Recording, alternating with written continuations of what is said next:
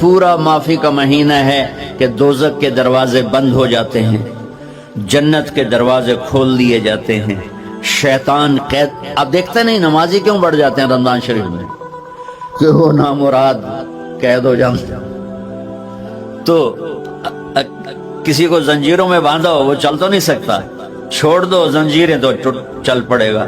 تو اللہ تعالی ہم سب کی حفاظت فرمائے. کوئی دعویٰ نہ کرے، لیکن جو تھوڑا سا غفلت میں ہوتا ہے تو ایمان کمزور ہوتا ہے، انہوں تو شیطان بن کے جامع نہیں دینے. جمعے جاواں گے، جمعے کئی جمعہ بھی نہیں پڑھتے، عید تے جاواں گے، کوئی عید بھی نہیں پڑھتا.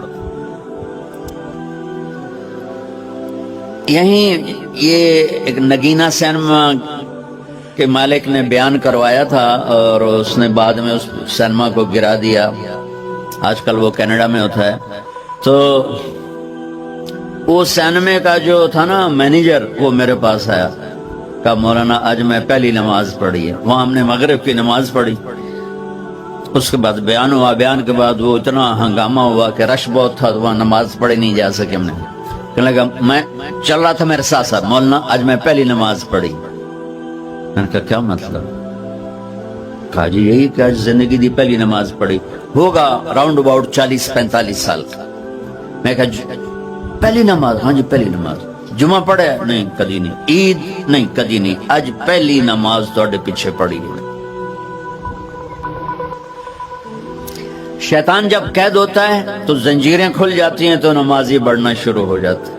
اس کے بعد جو گھٹتے ہیں نا تو شیطان کی وجہ سے نہیں، اپنی عادت اور سستی کی وجہ سے. پہلے 2-3 دن بڑا جوش ہوتا ہے، پھر اس کے بعد گھٹتے ادھے کو پھر نکل جاندے ہیں، ادھے رہ جاندے ہیں. تو تراویح میں بھی پہلے پوری مسجد بھرے گی، پھر ایک صف جائے گی، پھر دوسری جائے گی، پھر تیسری جائے گی. تو بھائیو یہ رمضان آ رہا ہے، دیکھو میں ہاتھ جوڑتا ہوں، نماز 5 وقت سارا سال فرض ہے، لیکن روزے کی برکت سے کیا ہوتا ہے؟ شیطان قید ہو جاتا ہے تو وہ سارے بھاگے آ رہے ہوتے ہیں. اللہ سے مانگ لو اس رمضان میں کہ یا اللہ ایسی توفیق دے کہ موت تک نماز نہ چھوٹے. رمضان میں بہت سے لوگ رشوت لینا چھوڑ دیتے ہیں کہ نہیں جی ہن رمضان شریف آ گیا. تو رمضان شریف بھی تو آیا ہے، لیکن اصل میں شیطان قید ہوا ہے تو اب کہہ رہے نہیں ہوں رشوت نہیں لینی، مہینے بعد لواں گے. ڈنڈی مارنے والا کہتا ہے نہیں صحیح تولنا ہے، پھر رمضان تو بعد کٹھی کسر کر لواں گے.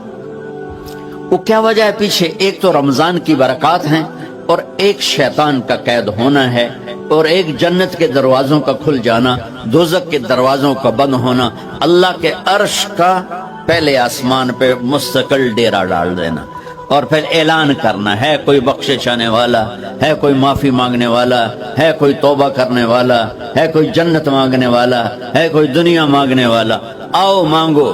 اور ایک فرشتہ اعلان کرتا ہے اے بھلائی کے چاہنے والے شاباش آگے بڑھ، اور دوسرا فرشتہ اعلان کرتا ہے اے برائی کے کرنے والے بس کر اور واپس آ جا، بس کر اور واپس آ جا. رمضان کا مطلب ہے جل جانا، رمضان کے لفظ کا مطلب ہے جل جانا. جلنے کا مطلب کیوں ہے اس میں؟